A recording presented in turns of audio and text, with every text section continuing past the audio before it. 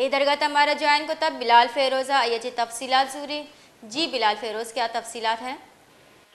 جی بالکل، Balochistan services tribunal نے جو ہے پیر کو صوبائی حکومت کو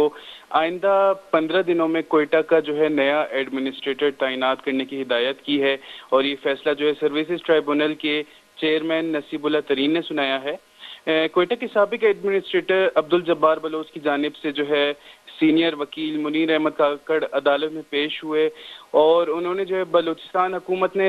رواں سال کے دوران بھی جو ہے جبار بلوچ کو کوئٹہ میٹروپولیٹن کارپوریشن کے ایڈمنسٹریٹر کے عہدے سے تبدیل کر کے چیف منسٹر سیکریٹریٹ کے ایڈیشنل سیکریٹری کے عہدے پر تعینات کر دیا تھا، لیکن جو ہے جبار بلوچ نے دوبارہ جو ہے اس فیصلے کو چیلنج کر کے اور حکومت سے جو ہے نوٹیفیکیشن لے کر وہ دوبارہ جو ہے اس کی سیٹ پر آ کر بیٹھ گئے تھے ایڈمنسٹریٹر کی، تو اس کے خلاف جو ہے آج اس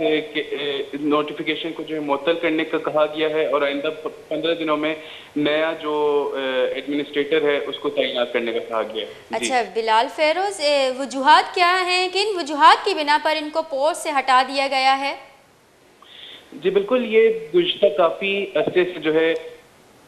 میٹروپولیٹن کارپوریشن کے ایڈمنسٹریٹر رہ چکے تھے، تو اس کے بعد جو ہے ان کو تعیناتی ان کی دوسری جگہ کی گئی، اور جو ہے